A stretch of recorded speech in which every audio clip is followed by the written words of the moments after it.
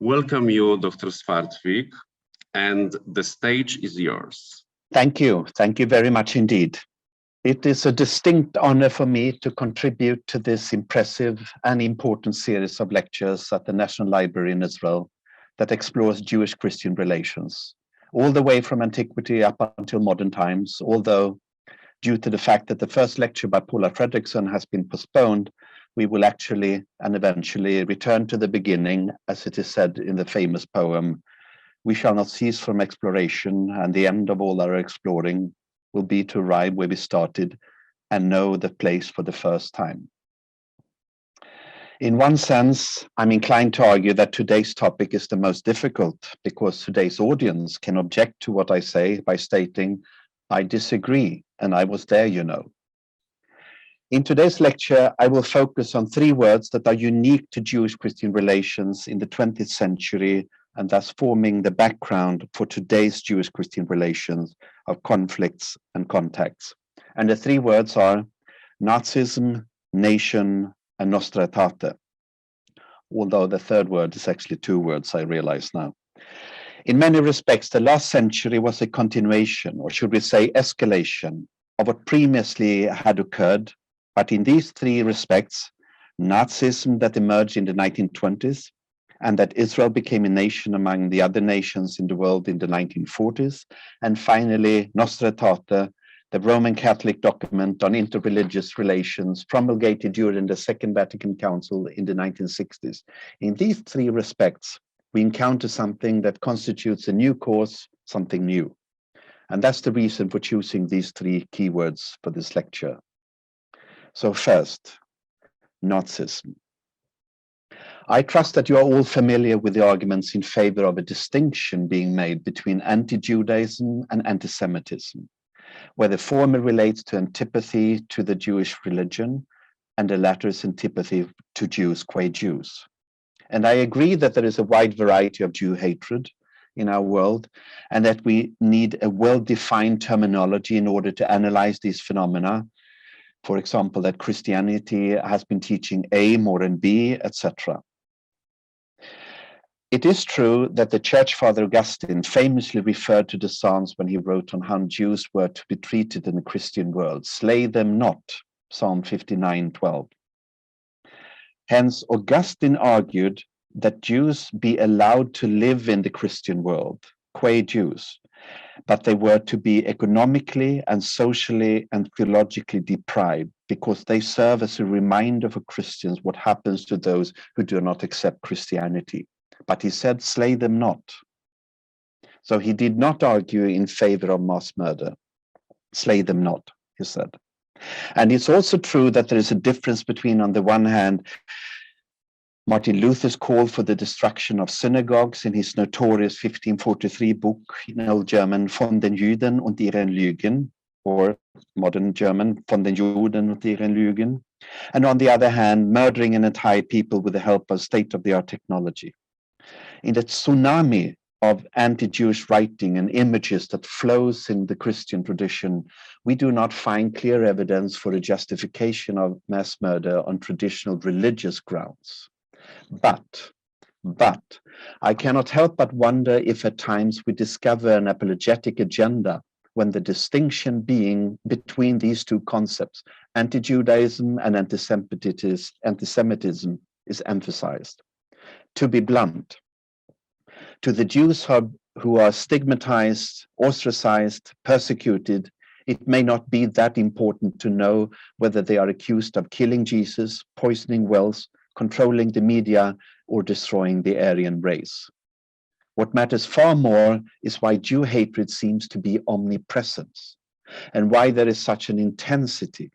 And as a theologian, I would add an eschatological fervor, by which I mean that there is often a palpable religious discourse. As anti-Semites claimed in the 1930s and 40s, without solving the so-called Jewish question, one cannot solve the plight of humanity. Keine Erlösung der Menschheit ohne Lösung der Judenfrage. So what is the background for such a discourse? And that question cannot be solved by using a sword, simply, elegantly cutting Jew hatred into two distinct phenomena, dividing it to merely anti-Judaism and a rabid racial anti-Semitism, which is supposed to be something quite different. And the reason is, and I say this as a Christian, as a scholar, as a Christian scholar, that before there was a racial anti-Semitism, there was a rhetorical anti-Judaism. Or in the words of James Carroll in his magnificent book, Constantine's Sword, these distinctions between anti-Judaism and anti-Semitism become meaningless because the hatred of Jews had been made holy, it became lethal. Carroll states that hatred of Jews was holy before it became lethal. It was a virtue that Christians preached long before it became Nazi politics. And that is the key question if we're talking about contemporary Jewish-Christian relations. Rather than focusing on the distinction between anti-Judaism and anti-Semitism, I suggest that we pay much more attention to la longue durée of the teaching of contempt in the Christian tradition. And it's not just a matter of thoughts merely flowing from A to B, from one period in time to another period in time, but perhaps we should go look in the other direction, as John Connolly does in his book, From Enemy to Brother. From Enemy to Brother, the Revolution in Catholic Teaching on the Jews, 1933 to 1965. Quote, Hitler could and did claim to be doing a service to Christianity by persecuting Jews, and Christianity did not have a language with which to oppose him. No matter how much Christians objected to violation of human dignity, the human person, or the sanctity of life, they were for the most part left speechless when it came to Hitler's target, the Jewish people. End of quote. Christianity did not have a language with which to oppose him. That's what John Connolly says. Christianity did not have a language with which to oppose him. That is the key issue. But I began by stating that Nazism is different. So in what sense is Nazi anti-Semitism different then from traditional Christian teaching of contempt for the Jewish people? And I'd like to draw attention to two aspects here. First, we have to ask ourselves, was this the first time in history that there was another group, not the church, but another group that propagated anti-Jewish measures to this extent? Up until modern time, no movement had been more anti-Jewish than Christendom. But that changed with the advent of the Third Reich. After the rise to power of the Nazis in 1933, Christians had to decide not how to act, but how to react to someone else's ideology and actions. And now someone else took care of the anti-Jewish legislation. Immediately after the Machtübernahme in 1933, the Nazis started adopting hundreds of laws, decrees, and directives. And when I recently listened to attended a webinar about the archives in the Vatican, David Kurtzer said, and interestingly, almost in passing, that the Catholic Church did not object to the Nuremberg laws because that was traditional church teaching. Jews were not to be treated as Christian. So the decision at the Wannsee conference, which took place 80 years and 3 days ago, was not in any sense Christian teaching, but the agenda of the Nuremberg laws was not that different from traditional Christian teaching. My second point now, Mark Sepperstein points to another difference between the 20th century and previous centuries.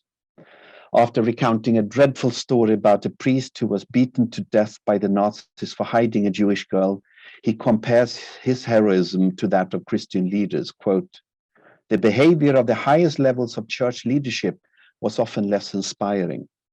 During the Middle Ages, anti-Jewish agitation instigated among the lower clergy was often criticized by the Pope. But during the Nazi era, the situation was reversed.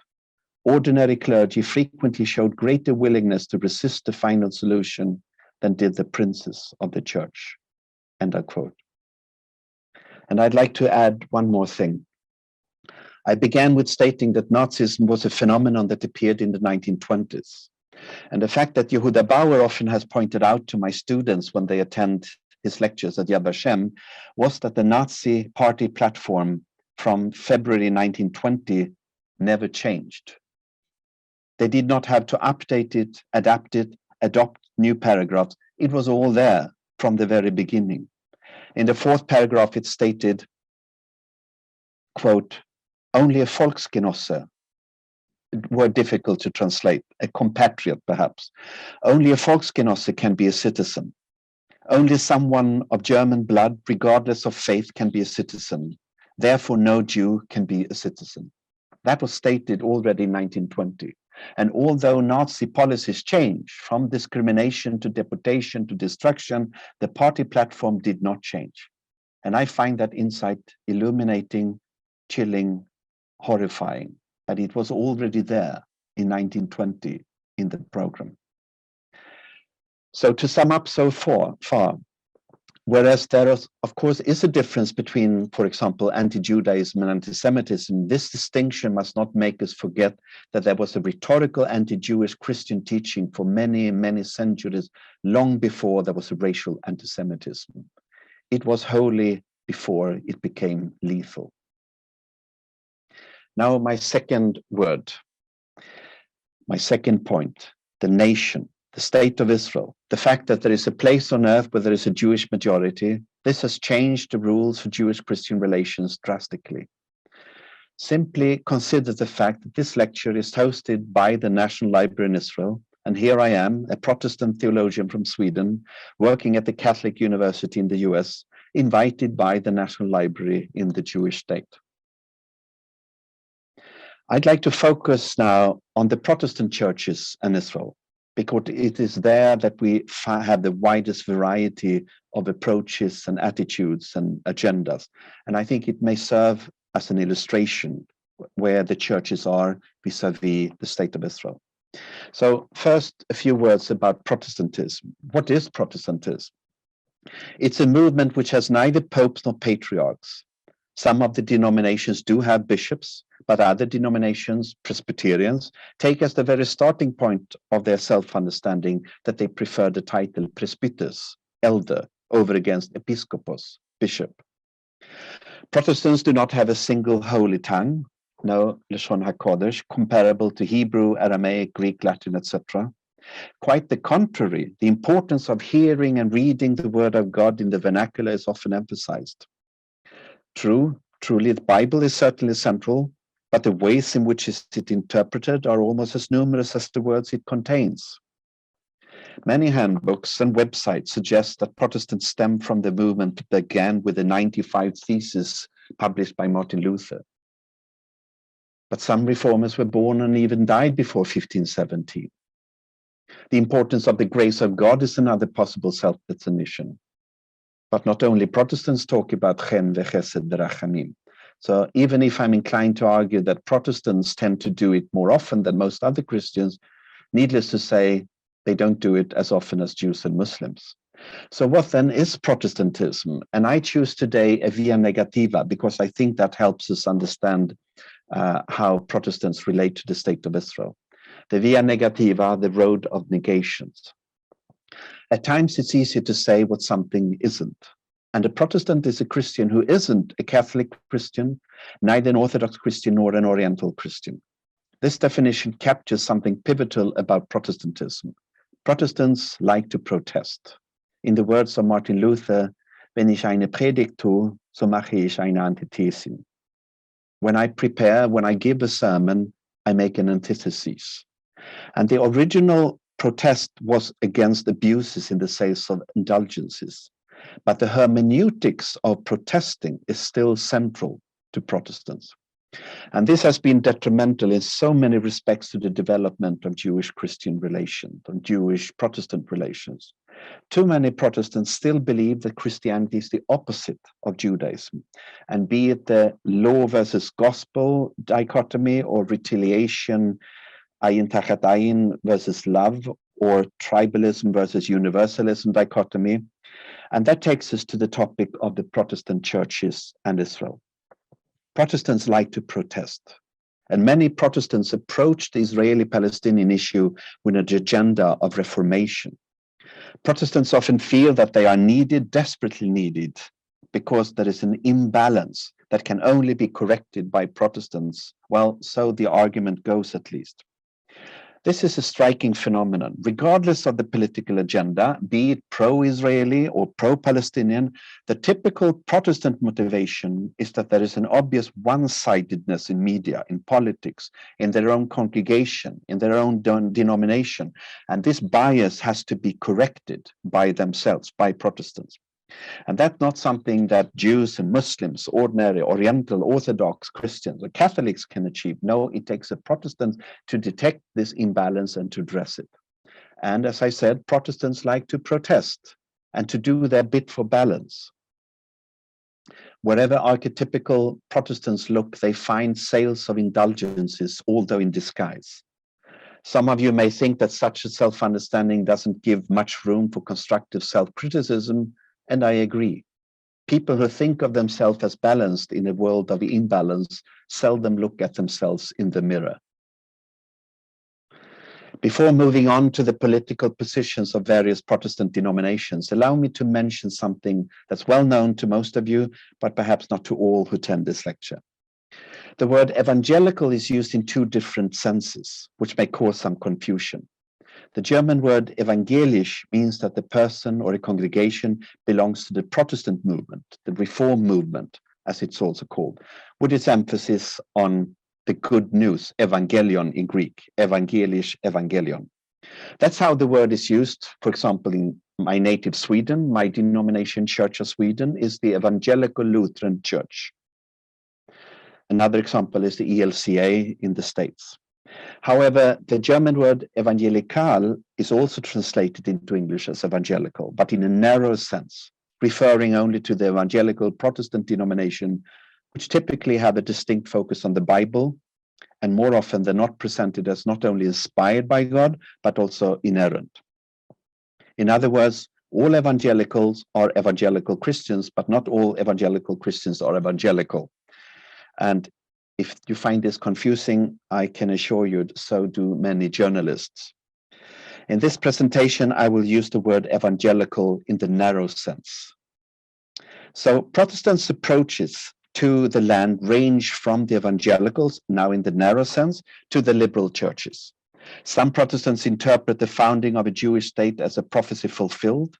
Others think of it as a theologically problematic enterprise altogether. In theological discourse, some Protestants interpret the birth of the state of Israel as an immaculate conception, and other Protestants think of it as the offspring of original sin. And these two extremes highlight the degree to which the Israeli-Palestinian controversy is constantly fueled by and also fueling theological discourse. While evangelical Christian enthrallment with Israel in all three senses of the word, Am Yisrael, Eretz Yisrael, Medinat Yisrael, it's notorious and undeniable. Liberal Christians too show a remarkable interest in Israel, in particular the imperfections of the state of Israel. However, their respective foci are quite different. Liberal Christians are primarily concerned with the predicament of the Palestinians, whom they rightfully perceive as the underdog. And conservative Christians are more often than not fascinated by the victor, the biblical hero, the David of Israel, who fought and defeated the Goliath of the surrounding Arab nation in no more than 6 days. What these two Christian groups have in common, however, is this extraordinary interest in the Holy Land, Israel, Palestine, Israelis, Palestinians, etc. And this particular geographical region has become integral and indispensable to the Christian universe. Not only do we find among Christians a valid critique of either the Palestinian Authority or the Israeli government, depending on their theological persuasion, but also an almost ritualized condemnation of their chosen whipping boy as part of homiletics and liturgy, as part of their theology, be it the Israelis or the Palestinians, and I would say a lack of constructive self-criticism. Now, on the one hand, we find among Protestants those who, so to speak, identify with Pope Pius X, January 6, 1904, famous non possumus statement to Theodor Herzl, quote, "We cannot, in Latin, non-possumus. That's why we call it this non-possumus. We cannot give approval to this movement, the Zionist movement. We cannot prevent the Jews from going to Jerusalem, but we could never sanction it. The soil of Jerusalem, if it was not always sacred, has been sanctified by the life of Jesus Christ. And as the head of the church, I cannot tell you anything different. The Jews have not recognized our Lord, and therefore we cannot recognize the Jewish people. End of quote. So this attitude, we find that primarily among Protestants today. On the other hand, we also easily find contemporary Protestants who, like Daniel Deronda, dispatched by George Eliot at the end of her novel to the land of his newly discovered patriarchs and matriarchs, encourage and provide funding for Jews to make Aliyah. Hence, we encounter within Protestantism the widest possible spectrum, spanning from non-possumus, we cannot, to possumus, which in English would be, yes, we can. One should, however, note that the theological landscape has changed. Today, we find non-posthumous theology predominantly in the Protestant tradition. And I would say especially Presbyterians, Episcopalians, and liberal Lutherans. While posthumous theology is, of course, found among those evangelical Christians referred to as Christian Zionists. And one cannot but be struck by the fact that some of these Christian Zionists seem to be ignorant, I would say even nonchalant, about the plight of the sisters and brothers in Christ in the Holy Land. On the other hand, I also find it striking that there is a selective Corpus Christi theology in liberal Christianity, that Christians who suffer from Muslim persecution are not their focus, only Christian Palestinians. And that's why I call it a selective Corpus Christi theology. A few words should therefore be said about Palestinian Christians and ways of interpreting the Hebrew Bible in general and the Exodus motif in particular, the latter of which poses a distinct challenge for many Palestinians. Contextual theology in the Holy Land is different from most other liberation theologies. Whereas the Exodus motif in Latin American, African, Asian Christian theology has been a truly liberating paradigm, it is difficult for many Palestinians, most Palestinians, to perceive and apply this motif in a similar way, because it's the master narrative of their political adversary, the Israeli Jews. In short, this motif is of limited benefit to Palestinian Christians' rights. It's rather part of their plight. By way of conclusion, now talking about the second word, nation, 2 points in particular should be underscored, both of which Michael McGarry addresses in an excellent article. He's a Catholic who lived and worked in Jerusalem for many years at the Tantur. And he states, the centrality of the land in Jewish self-understanding is not up for debate. End of quote. The fact that many Christians seek to downplay the territorial dimension in Jewish thought makes this statement imperative. Arguments for disinheriting Judaism are certainly not the way forward if one seeks a dialogue based on knowledge, respect, and trust. Supersessionist theology will not help to ease political tension, nor will calling Israel an apartheid state ease the tension. Instead, we should focus on what promotes trust. And Michael McGarry's second point, and this is no less important, one should not equate the central element of Jewish self-understanding with support for the views of one political party or another in the current political landscape in Israel. I quote him again. Christians must not confuse the support of the Jewish return to the land with an unquestioning support of a particular political expression of Zionism or a particular borders of that land. Christians should neither delegitimize nor sacralize the state of Israel. End of quote. And now I turn to the third word, the third concept, my third point, Nostra Aetate, which means in our times. It's the name of the document of the Second Vatican Council, which was voted upon on October 28, 1965, with 2,221 votes in favor and 88 against. A truly remarkable decision. More than 96% of the bishops were in favor of this text. The text Nostra Aetate is not extensive. Its fourth paragraph, which discusses the Jewish tradition, consists of merely 15 sentences in the original Latin. And mainly for political reasons, the text notoriously avoids the words Israel and Judaism. Cardinal Bea suggested stirps Abrahei, the stock of Abraham, as a designation for both the Jewish people and the Jewish tradition, and this was accepted. But what is so striking is the hermeneutical starting point of Nostra Aetate.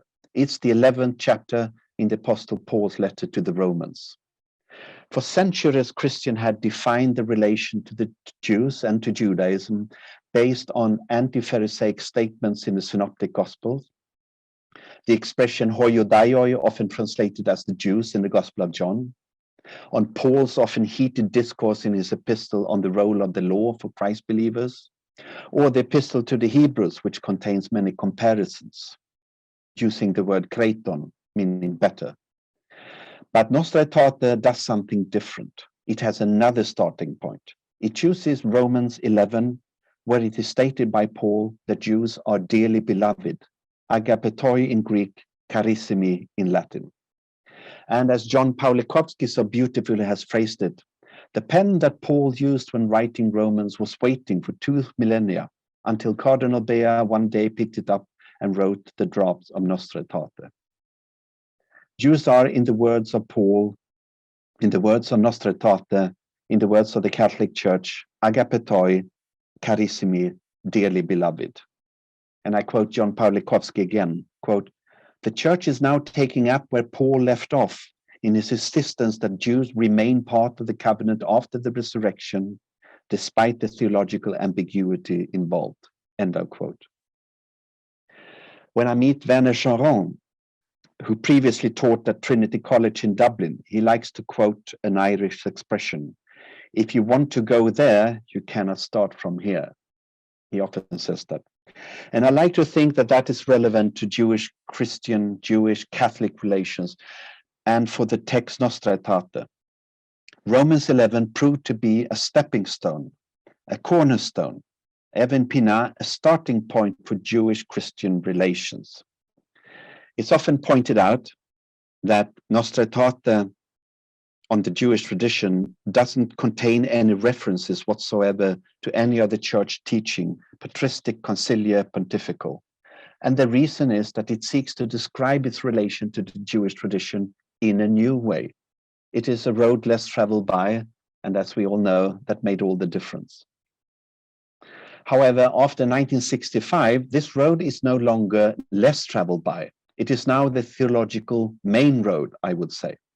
Christians from many denominations from all over the world now solemnly state that God's covenant with the Jewish people has never been revoked, and that the relation between Judaism and Christianity is not to be described as before or after, as if Judaism ceased to exist at the time of Jesus of Nazareth, nor inferior or superior, as if God's interaction with humanity should be compared to a computer program updated to a 2.0 version. No, it's not before or after, it's not inferior or superior, but as two compatibly different ways for God to reveal God's self. Judaism and Christianity are perceived as two compatibly different ways for God to reveal God's self. Much remains to be done in the area of Jewish-Christian relations, and of course, as David Rosen has said, there are still areas of rocky terrain, but it is generally a good place to be. We need to point out two such areas of rocky terrain, and they are interrelated. First, the enormous need for education. Enormous need for education. Christians need to refine, redefine, revise, and refute traditional teaching. Jews too benefit from teaching about the other, but as Eugene Fisher rightly points out, quote, "While there is nothing parallel to the ancient patristic teaching or contempt in Jewish understanding of Christianity, there is a certain lack of accurate knowledge about Christianity in the Jewish community," end of quote. Hence, education articles, books, courses, seminars, conferences, theological institutes in Jerusalem, all over the world, that solemnly dedicate themselves to the obligation of improving Jewish-Christian relation. That's vital. There is a profound need for knowledge, leading to understanding, leading to respect. And the second need, we need, so to speak, to add footnotes to the text of Nostra Aetate, if you understand what I mean. We need to find a language for what we have discovered. We need a theological discourse that matches our theological insights. And one of the most promising areas is a logos-centered approach, I believe. Christians seeking a deeper understanding, i.e. a deeper Christian understanding of the Jewish tradition, need to reflect on the role of Torah in their theology. And one way to do this is to relate the parchment of the Torah to what is most important in their own theology, the person of Jesus of Nazareth. And according to this understanding, both the scroll and the sage are vehicles for revelation. May I even call them embodiments of the divine word, the logos in Greek, hadavar in Hebrew, which is like black fire on white fire. And I would like to end this presentation with the following words of Didier Polyfaith in a recently published article. Quote, Jews have received from God the unique possibility to encounter the Logos through the Torah. This possibility is not given in the same way to Christians. Christians have received the unique possibility to encounter the Logos through Christ, incarnating the Logos in a unique and irrevocable way. This experience is difficult to understand and experience in the same way from the Jewish perspective. It is God himself who will bring together the final eschatological interpretations of Jews and Christian. From this hope, it is impossible that what has started as a deep and intimate bond in God will not be reconciled by God when all interpretations and all things come together. And in the meantime, what remains for Christians is to recognize and express the lasting, indestructible dignity of Judaism. Thank you.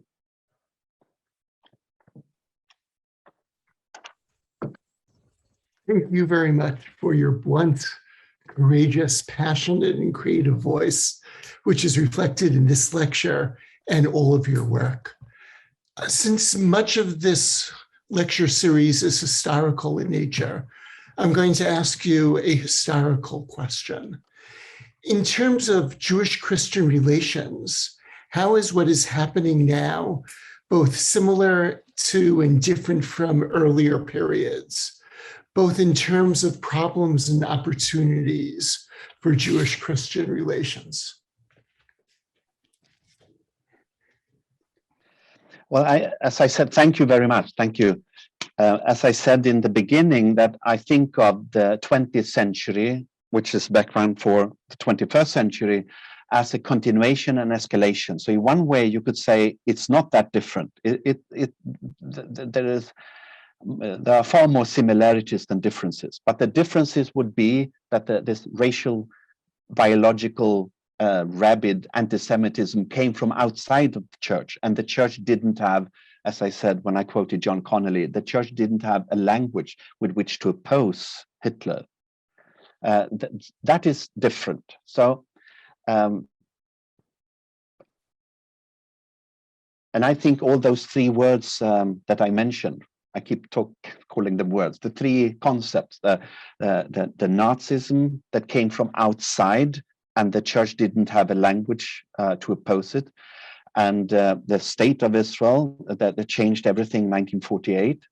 And thirdly, the documents, and I just mentioned Nostra Aetate, but of course there are so many documents, both Catholic and coming from other denominations. So those three, I would say, are different, that Christians seek ways to understand themselves, not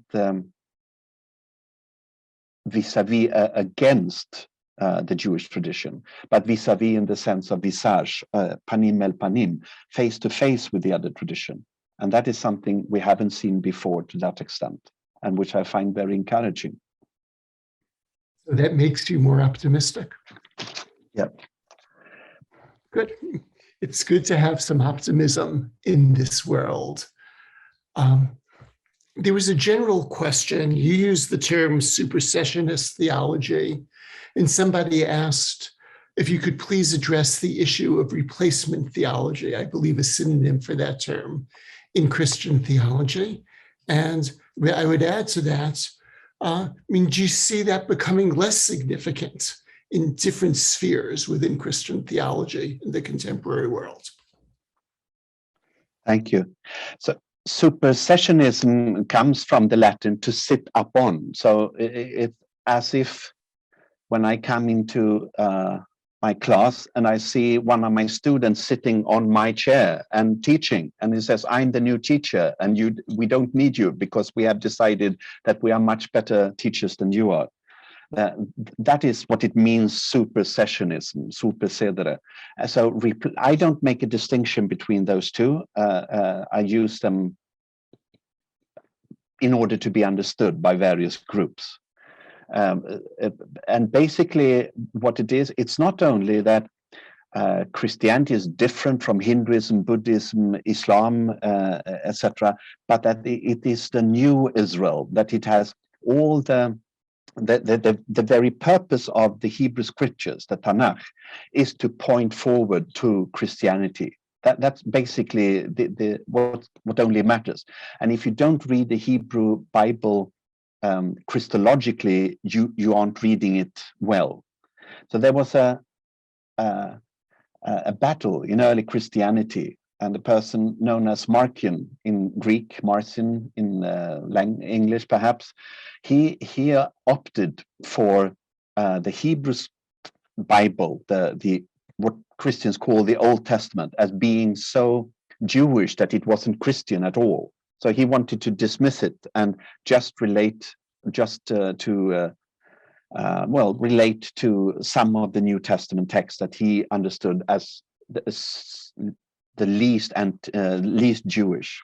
And the mainline Christian response to this was that we want to keep the text that Jews know as Tanakh and many Christians as the Old Testament, saying that it is so Christian, so it's not Jewish at all. So it seems that battle with a Marcionite understanding, the Marcionite hermeneutic, it saved the text, but it sacrificed the Jews. There was no room, no theological space for a Jewish reading of the text. So to read the text as they were read at the time of Jesus is not to read them at all. That I would say is that the center of supersessionism, that Christianity is not only another religion, but it is the new Judaism, and everything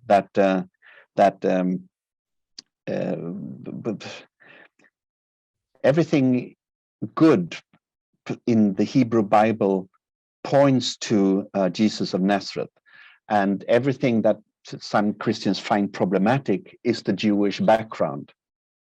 So it forms a prologue, and this, as many of you know, perhaps all of you know, that this was even part of the terminology, that there was a time when we talked about Spätjudentum, late Judaism, and that was the Judaism at the time of Jesus. And that was in some of the books that I studied when I was a theology student at Lund University, that Judaism was called Spätjudentum, late Judaism. And if someone, if you are at a dinner and you say it's getting late, it means that you want to go home. So by saying that, you're indicating that Judaism needs to go home because Christianity is taken over.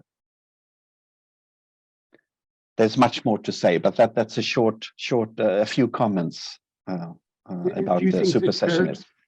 Do you think the church or different churches are becoming less supersessionist?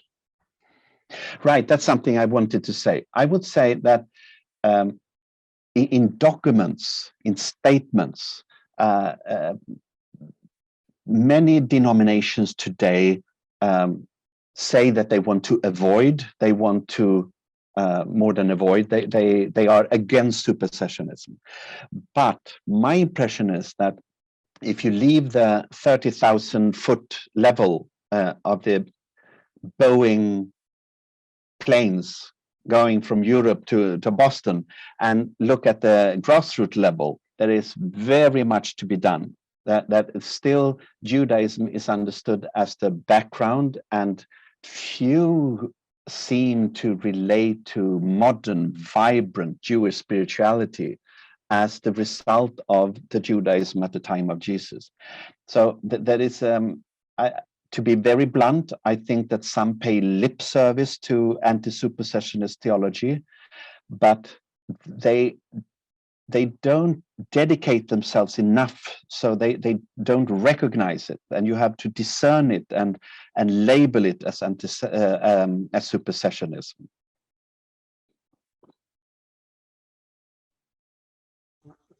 Question about your first section on Nazism was, were there ever any attempts to excommunicate Hitler and other leaders of the Nazi Party, especially those who are Catholic?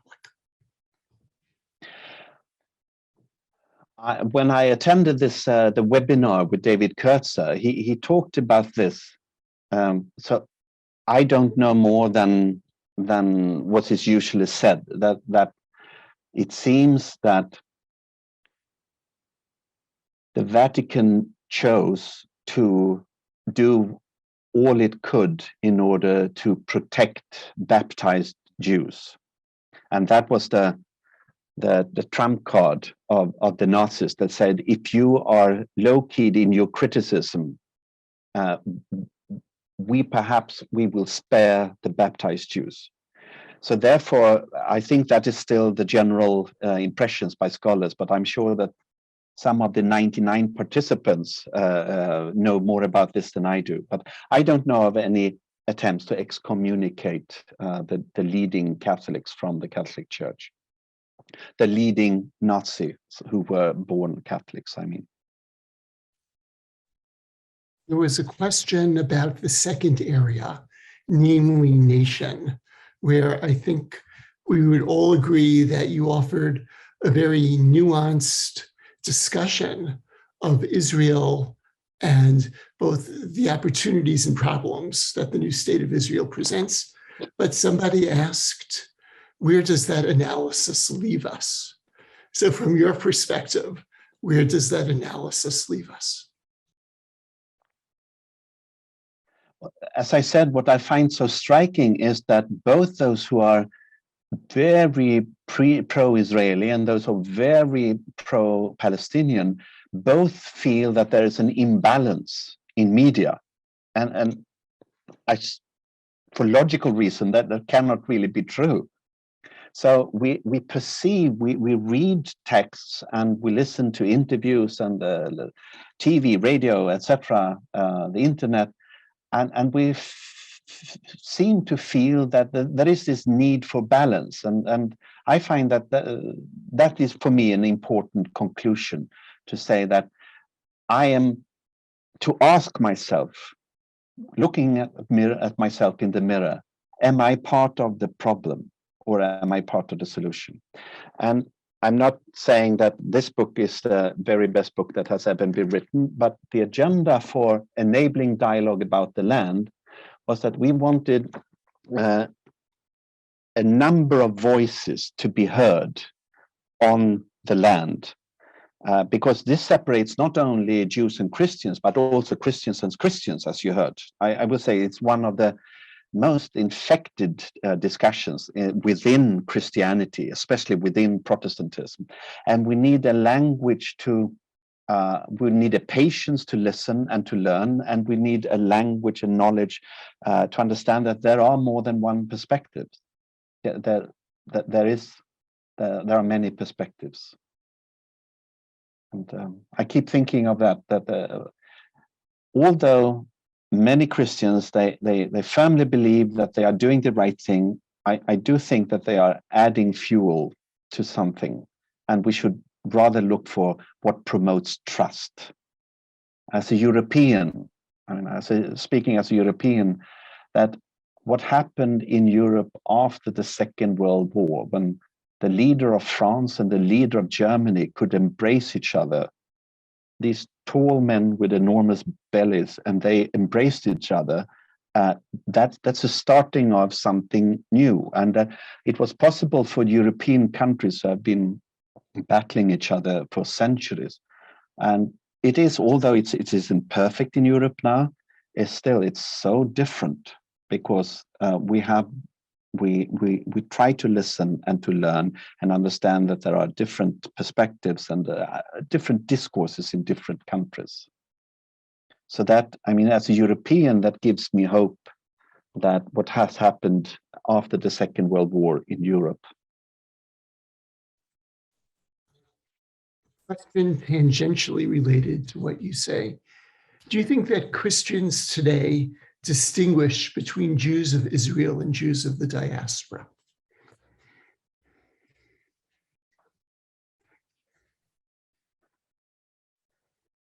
When we're talking about a problematic discourse, both Christians and those who don't label themselves Christians, but perhaps coming from living in a Christian context, that distinction does not seem to be important to them. And it's one of the most often heard accusations.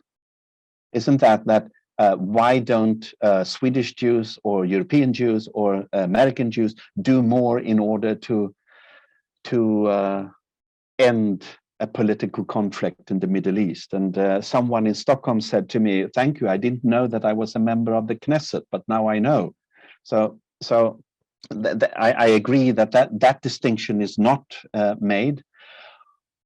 On the other hand, I feel that there is a very romantic notion of what it means to be a Jew living in the diaspora.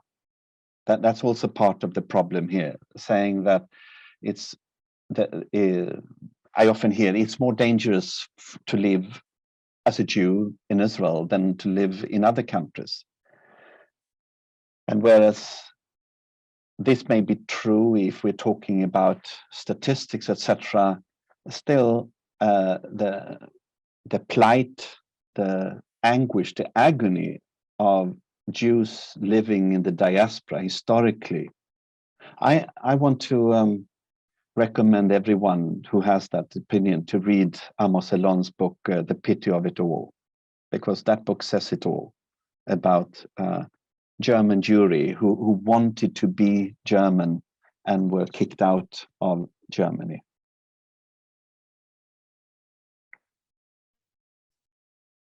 There's a question about a phrase you used.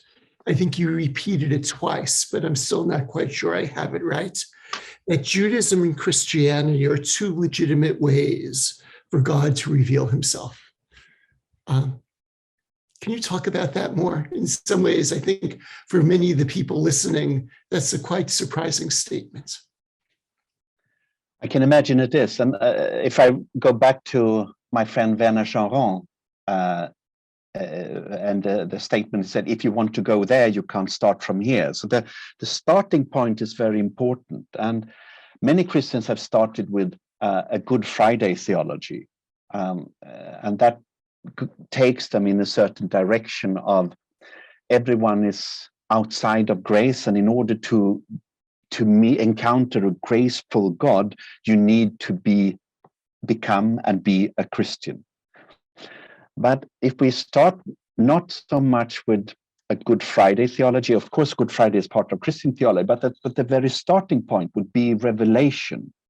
And the most important word to the Jewish tradition, HaTorah, Dalifnei mi ata omed, know before whom you stand, that the Torah shrine is so closely related to the presence of God.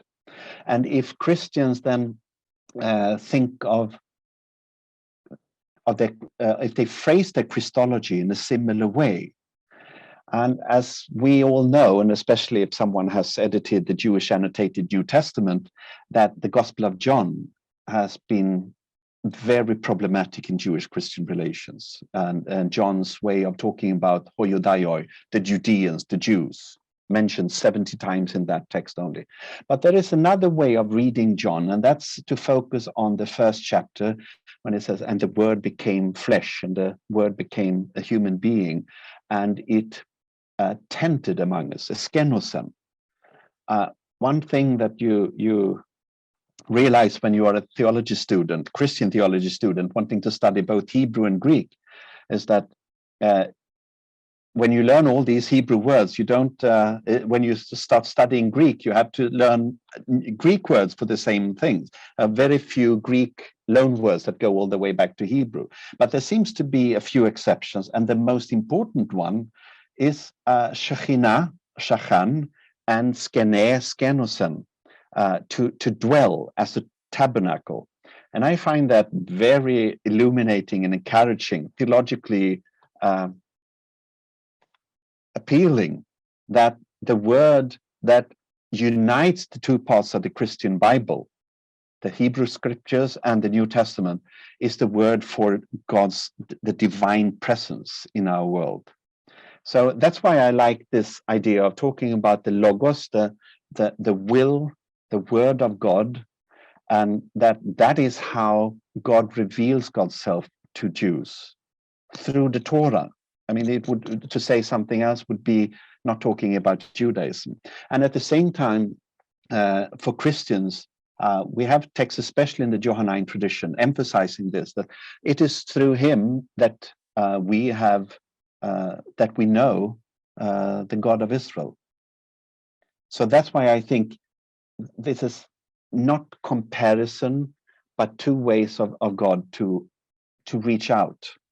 The very moved mover, as Abraham Heschel said, that God wants to reach out, God wants to communicate. And to communicate, as we know, means to have something in common. So God communicates to Jews with the help of the Torah, certainly. And Christians say that it is through Jesus of Nazareth that we know this. So therefore, I think that's a wonderful way to relate Judaism and Christianity to each other. And I think more can be done there, and that's why it's called a Logos Christology. Thank you. In one of your answers to the questions, you talked about many modern Christian theologians and leaders playing lip service, or the church playing lip service through documents and statements against supersessionism. So on both sides, there's a lot of lip service. What do you think needs to be done to move from lip service, which is not terribly helpful, toward meaningful change? Oh, that's an interesting question. One way to respond would be, Christianity has to deal with difference. Christianity has emphasized uniformity, doctrine, orthodoxy. The way of thinking has been very central.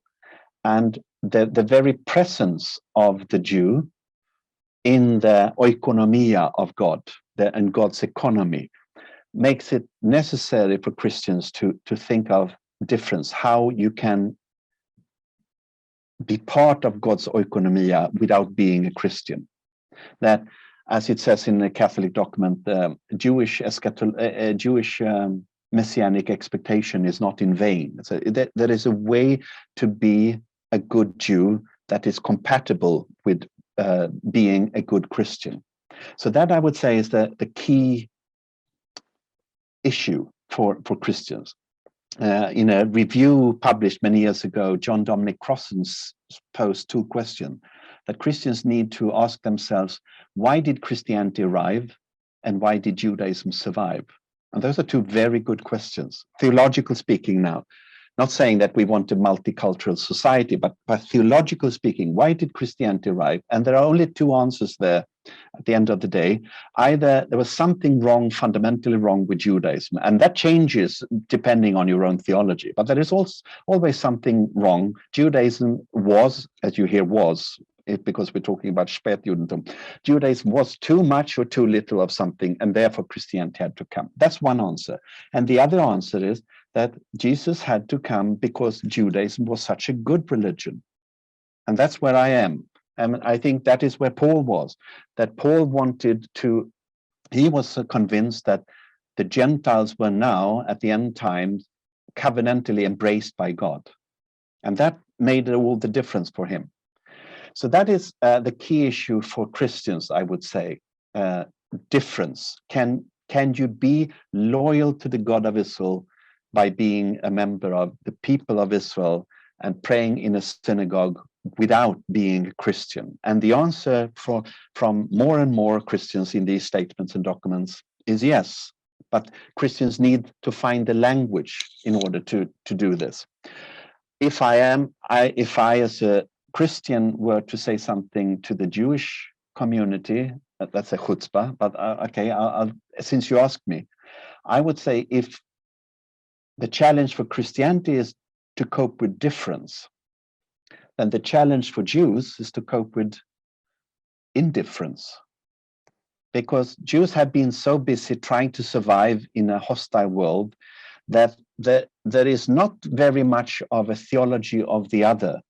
I mean, it has just been necessary to remain a Jew, to try to survive as a Jew. But if hopefully we are going in a direction where that is not the only issue, I would like to see even more. And there is much done, of course, but I would like to see even more, especially on the grassroots level. What does it mean to be someone praying to the God of Israel without being a Jew? And how is that made? And can somehow a non-supersessionist Christian be a fulfillment of the words given to Abraham and Sarah such a long time ago, that in you the nations will be blessed? Thank you very much. And I know you have not had a chance to follow the chats, but many people have thanked you for what they call for brilliance, for your clarity, superlative, inspiring, and bravo have been among the comments. I can only agree. And let me just hand it off to Tadeusz to conclude, please. Thank you. Yes. Thank you, Mark. Thank you, Jesper, for really brilliant and wonderful presentation and also discussion, which was actually a prolongation of your wonderful lecture. We indeed had lots of comments, much more than usual, and congratulations for you. So again, thank you. Thank you very much again for participating.